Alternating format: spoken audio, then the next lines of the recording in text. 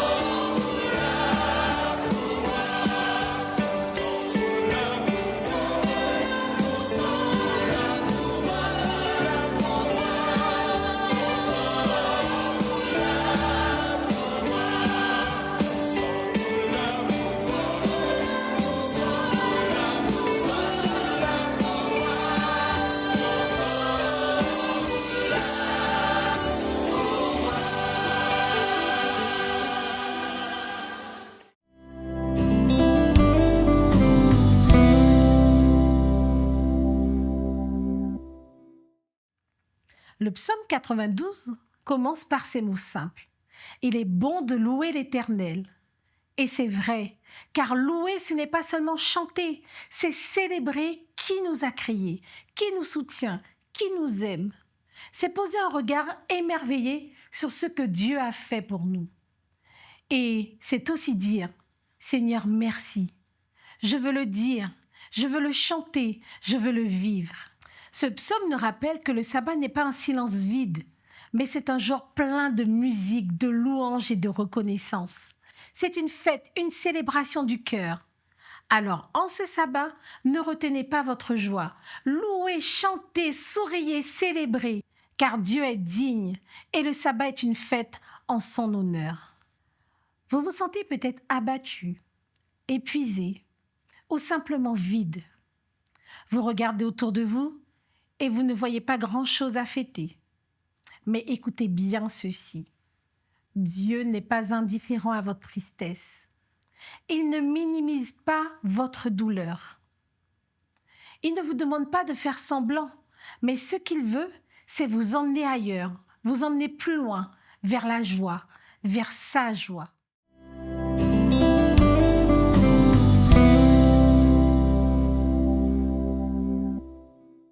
Il est beau de louer l'Éternel et de célébrer ton nom ô Très-Haut, d'annoncer le matin ta bonté et ta fidélité pendant les nuits. Sur l'instrument à 10 cordes et sur le luth au son de l'harpe. Il est beau de louer l'Éternel et de célébrer ton nom ô Très-Haut, et de célébrer ton nom ô Très-Haut.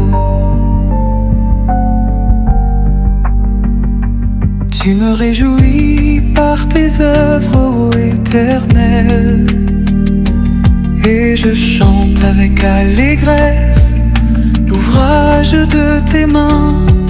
Que tes œuvres sont grandes, ô Éternel, que tes pensées sont profondes.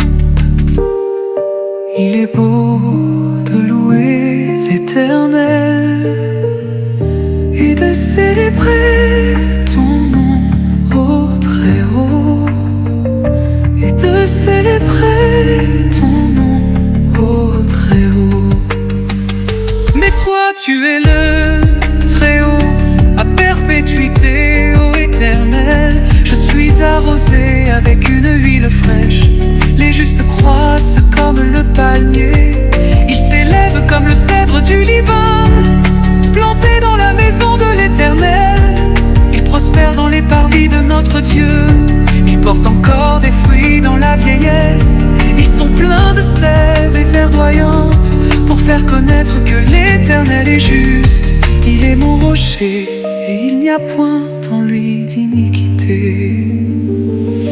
Il est beau de louer l'Éternel et de célébrer ton nom ô Très-Haut, et de célébrer ton nom ô Très-Haut.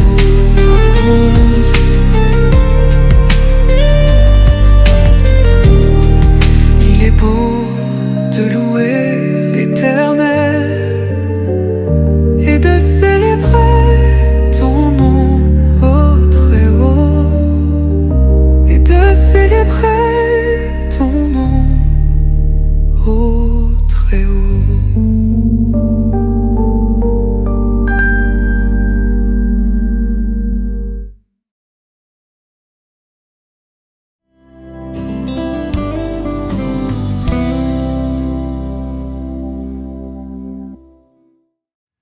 La Bible ne nous présente pas un Dieu austère ou froid, Elle nous montre un Dieu qui danse avec son peuple, dans Sophonie 3, verset 17. Un Dieu qui transforme les pleurs en allégresse, Jérémie 31, verset 13. Un Dieu qui prépare des fêtes pour ses enfants perdus, dans Luc 15. Quand Jésus commence son ministère, où accomplit-il son premier miracle? Dans une fête de mariage. Là où il manque du vin, symbole de joie, symbole de bonheur. Il ne guérit pas une maladie, il restaure la joie d'un moment précieux. Dieu aime la joie. Pas la fausse, pas celle qui masque la souffrance, mais la vraie, celle qui guérit, celle qui soulage, celle qui restaure, qui relève. Alors si vous traversez un moment de tristesse, de doute, écoutez bien, votre douleur a une fin. Elle a une date d'expiration. Car Dieu promet, le soir arrivent les pleurs, mais le matin apporte la joie. Cela ne signifie pas que la nuit n'existe pas, mais cela veut dire que le jour revient toujours, et avec lui la lumière de Dieu, sa paix et sa joie. Et cette joie, ce n'est pas seulement une émotion, c'est une force. Elle ne vient pas de ce que vous ressentez, mais de qui est Dieu. Elle peut cohabiter avec les larmes, et pourtant elle grandit doucement en vous. Je vous lance ce défi ce soir. Êtes-vous prêt à le relever? Faites entrer un peu de fête dans votre vie, même si vous n'en ressentez pas l'envie. Alors voici quelques suggestions. Êtes-vous prêt? Préparez un petit moment de célébration, même si vous êtes seul. Faites un bon repas, dressez une belle table, allumez quelques bougies, mettez un chant de louange et dites à Dieu « Merci parce que tu es avec moi, même quand je n'ai pas envie de faire la fête. » Ma deuxième suggestion, écrivez un message d'encouragement à quelqu'un d'autre. La joie naît souvent dans le partage. Parfois, consoler quelqu'un fait naître une lumière en nous. Ma troisième suggestion est celle-ci. Cette semaine, chaque matin, prononcez cette phrase à haute voix. Ma tristesse ne durera pas, car Dieu m'appelle à la joie. Répétez-la tous les matins. Et laissez cette vérité nourrir votre cœur, même doucement. Et souvenez-vous, le sabbat est là. Le sabbat est une fête et elle vient chaque semaine pour nous rappeler que la vie avec Dieu n'est pas un combat sans fin, mais une histoire où la joie aura toujours le dernier mot.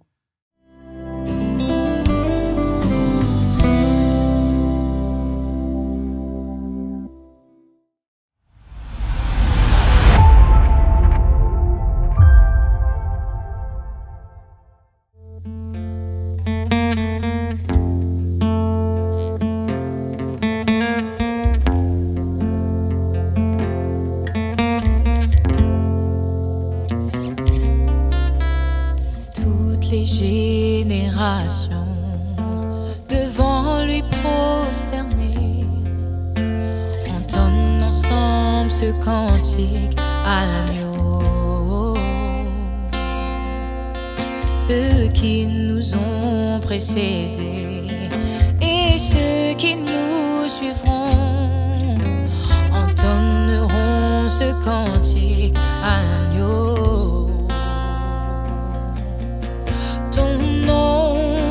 Et le plus grand, ton nom est tout puissant, ton nom est au-dessus de tout.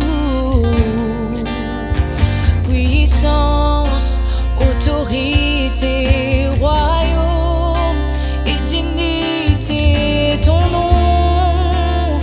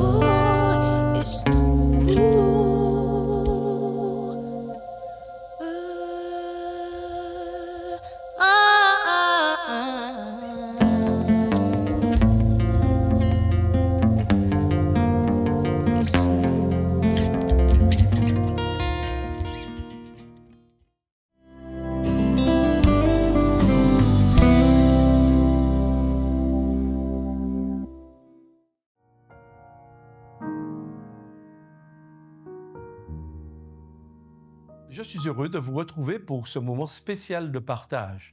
Je vous souhaite un bon sabbat délices. Le titre de la réflexion du jour est « Fortifié par sa présence, trouver force et courage ». Je vous invite de lire là où vous êtes, et si vous le pouvez, avec moi dans le livre de Josué, le chapitre 1er, à partir du verset 5 jusqu'au verset 9. Dieu parle ainsi à Josué.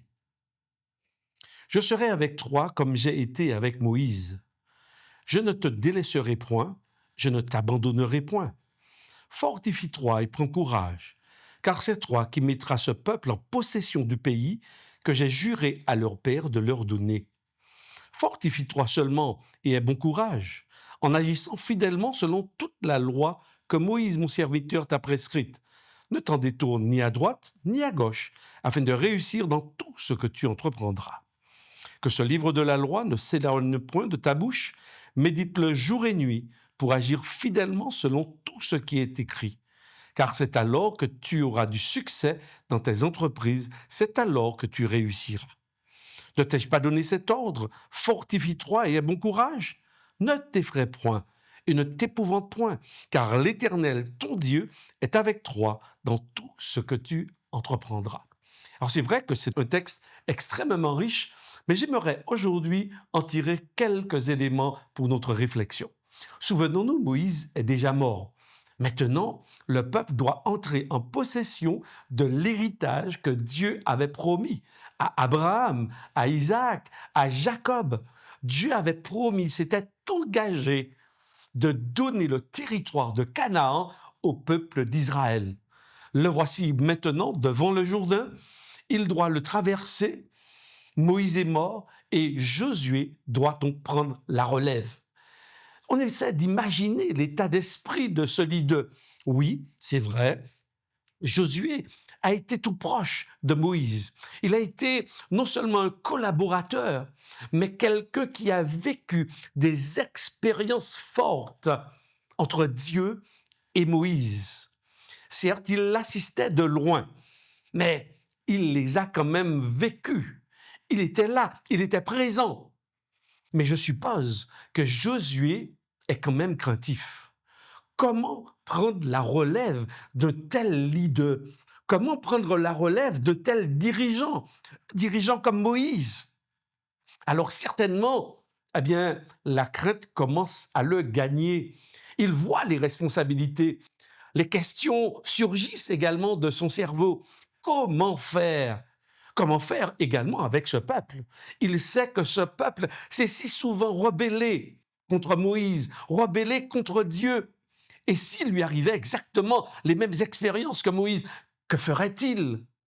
Est-ce que le peuple est en disposition pour pouvoir entrer en possession de ce pays que Dieu leur donne en cadeau, en héritage?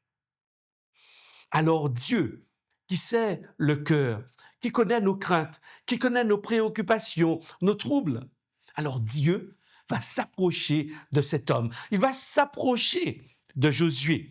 Et que va-t-il lui dire? Tout d'abord, deux verbes qui me semblent très importants au verset 5. Le premier, « Je ne te laisserai point et je ne t'abandonnerai point ». Laisser, donc, signifie, quand on va dans le texte original, cela va un peu plus loin que laisser ou abandonner, puisque c'est un peu aussi le synonyme d'abandonner. Mais on découvre en lisant un petit peu, en creusant, que ce texte signifie que Dieu ne va pas le laisser perdre courage, que Dieu ne va pas le laisser être paresseux. Dieu sera véritablement là avec lui pour l'accompagner. En fait, Dieu est en train de lui dire qu'il lui assure de la victoire. La conquête de Canaan, elle est sûre et certaine. Lorsqu'il lui dit « je ne te délaisserai point » ou « je ne te laisserai point », en fait, il est déjà en train de lui assurer de sa propre présence. Josué doit donc comprendre à nouveau, maintenant qu'il a la responsabilité de leader du peuple d'Israël, il doit comprendre que tout ce que Moïse a fait, Certainement, il le savait déjà. Mais tout ce que Moïse a fait, c'était dû à la présence de Dieu en lui, à côté de lui et par lui. Mais le deuxième verbe est aussi intéressant. Je ne t'abandonnerai point. L'un des risques, c'est vrai, pour l'homme, c'est de se sentir abandonné. C'est de croire que Dieu l'a appelé à une tâche et brusquement, au milieu du gué, de se sentir abandonné, de se sentir tout seul. Oui, parce que certainement, il y aura des obstacles. Certainement, dans ce parcours, dans la conquête de Canaan, il y aura aussi certains échecs. Alors, se sentira-t-il seul ou pas? Alors, au tout début de cette prise de fonction, Dieu veut lui assurer la victoire. Elle est déjà là parce que je suis avec toi. Tu ne seras jamais seul parce que tu ne seras jamais abandonné. N'est-ce pas intéressant d'observer dans ce texte déjà que Dieu rassure par sa présence? Parce que la présence de Dieu, être conscient de la présence de Dieu, normalement dissipe toute frayeur, toute crainte, toute peur. Et c'est pourquoi la première chose que Dieu lui transmet comme message, n'aie pas peur, parce que tu ne seras pas seul. Je ne te laisserai pas, je ne t'abandonnerai pas. Ça veut dire que je serai constamment avec toi. Alors, chers amis, si peut-être déjà, en cette fin de semaine, tu te sens seul, tu te sens découragé, certainement tu as eu un certain nombre de difficultés, et peut-être qu'aujourd'hui, physiquement, dans ta maison, dans ta chambre, tu te sens seul. J'aimerais te dire ces paroles que Dieu a adressées justement à son serviteur Josué. Je ne te laisserai point, je ne t'abandonnerai point. La victoire que je t'ai promise, elle est assurée parce que je suis avec toi. Tu ne seras jamais seul. Même si tes amis t'abandonnent, même si tes parents t'abandonnent, même si tes enfants t'abandonnent, Dieu te promet et s'engage, comme il s'est engagé avec Josué, il s'engage avec toi pour te dire que tu ne seras jamais seul, jamais abandonné. J'aimerais poursuivre avec toi, parce qu'effectivement, à 3 reprises dans ce texte, eh bien, Dieu invite son serviteur à prendre courage. Fortifie-toi et sois de bon courage. Premièrement, Dieu lui assure de sa présence. Et même lorsque Dieu fait tout le travail, tout le job, il nous invite à nous engager avec lui. Dieu nous invite, et il invite Josué ici, à ne pas laisser tomber, mais d'être capable d'aller jusqu'au bout. Parce que Dieu sait que la traversée, la conquête de Canaan, elle sera difficile. Il y aura de l'opposition. Mais l'opposition ne signifie pas l'absence de Dieu. L'opposition ne signifie pas le retrait de Dieu. Et c'est là où, justement, Josué doit être de bon courage. Autrement dit, Dieu l'invite à être endurant. Dieu l'invite à être persévérant. Parce que c'est en persévérant qu'il pourra atteindre l'objectif. C'est en étant persévérant qu'il verra la présence de Dieu, qu'il la sentira. Alors oui, à 3 reprises dans ce texte, Dieu lui dit, ta part, ce n'est pas la conquête. Ta part, c'est d'être de bon courage. Ta part, c'est d'être persévérant. Ta part, c'est d'être endurant. Oui, sois fort. Sois de bon courage. Dieu donc essaie de booster son leader. Dieu essaie de lui dire, avance, ne sois pas freiné, quel que soit l'obstacle. Avance parce que je me suis engagé envers toi, je serai toujours avec toi. Je ne te laisserai point et je ne t'abandonnerai pas. Mais Dieu également lui dit, écoute Josué, tu sais, j'ai eu une relation et tu le sais. Une relation de proximité, une relation de chaque instant avec mon serviteur Moïse. J'aimerais, toi aussi, sur la base de tous les enseignements que j'ai laissés à Moïse pour l'organisation lorsqu'ils entreraient dans ce territoire de Canaan, j'aimerais que tu utilises tout ce que j'ai laissé comme écrit, que ce soit ta base de travail, que ce soit ta base de travail avec le peuple d'Israël, pour que ces derniers apprennent à me connaître, pour que ces derniers continuent à me faire confiance, pour que ces derniers puissent véritablement, quotidiennement, s'appuyer sur moi. Alors oui, que ce livre de la loi ne s'éloigne jamais de toi. Parce qu'en fait, les instructions que Dieu a laissées à Moïse reflètent la volonté de Dieu pour le peuple. Il reflète sa volonté pour son bien-être, pour son épanouissement, pour qu'il puisse vivre sur ce territoire en personne libre, en personne responsable, mais en personne dépendante et reconnaissant la présence, la bonté, la générosité, le cadeau que Dieu plaçait entre ses mains. Alors oui, j'aimerais te dire, j'aimerais nous rappeler que Dieu, premièrement, quand il s'approche de nous, il nous rassure. Il nous rassure par sa présence, parce que sa présence est suffisante pour chacun de nous. Mais il nous invite en retour à ne pas dormir sur nos lauriers. Il nous invite à être de bon courage. Il nous invite à être persévérants, à être endurants, à oser aller jusqu'au bout avec lui. Parce que c'est en allant jusqu'au bout avec lui que finalement on voit et on constate que Dieu n'a jamais abandonné et qu'il nous porte même lorsque nous sommes en pleine faiblesse.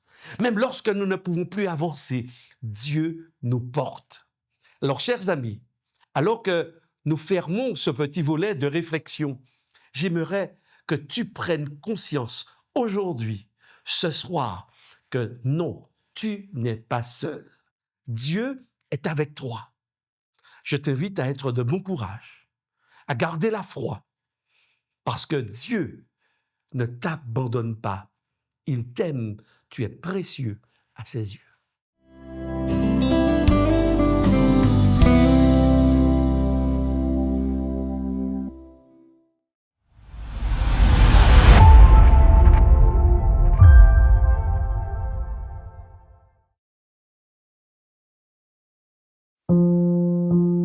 Ce n'était pas moi, mais c'était la main de Dieu.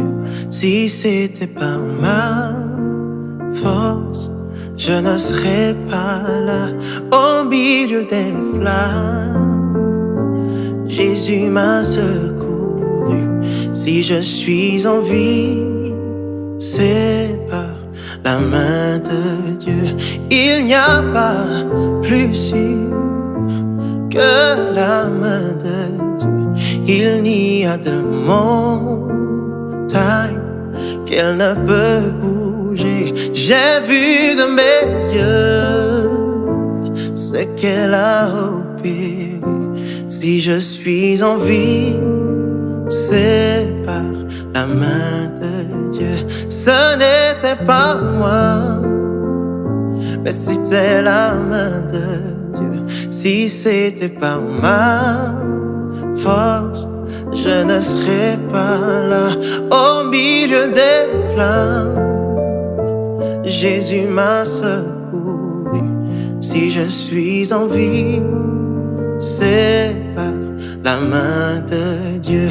Il n'y a pas plus sûr que la main de Dieu. Il n'y a de montagne qu'elle ne peut bouger. J'ai vu de mes yeux ce qu'elle a opéré. Si je suis en vie, c'est par la main de Dieu. Car la main de Dieu a changé ma vie. La main de Dieu guérit. Elle peut encore sauver aujourd'hui. Si je suis ici, c'est par la main de Dieu. Oui, la main de Dieu a changé ma vie. La main de Dieu guérit. oui, oh, elle peut encore te toucher aujourd'hui. Si je suis ici, c'est par la main de Dieu. Si je suis ici, c'est par la main de Dieu. Si je suis ici, c'est par la main de Dieu. Oh, si je suis ici, c'est par la main de Dieu.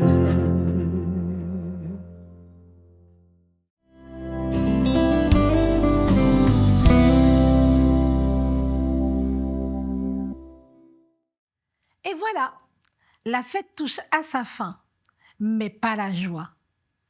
Car avec Dieu, chaque sabbat est une célébration sur la terre. Un temps pour arrêter de courir, pour poser vos fardeaux et pour accueillir la paix, la présence et la joie de notre Créateur. Le sabbat n'est pas un jour triste ni vide. C'est un rendez-vous d'amour. Une table dressée, une invitation divine, une parenthèse de lumière. C'est une fête sacrée, offerte chaque semaine par Dieu. Et il vous dit, viens, réjouis-toi avec moi. Alors même si la semaine à venir s'annonce chargée, souvenez-vous que vous êtes invités à vivre avec foi dans la joie. Gardez en vous l'esprit du sabbat, un cœur en paix, un regard tourné vers Dieu et une joie qui vient d'en haut. Merci d'avoir partagé cette fête avec moi dans Sabbat Délices. Qu'elle continue dans votre cœur durant ce sabbat et toute la semaine à venir. Et surtout, revenez sabbat prochain, car la fête continue.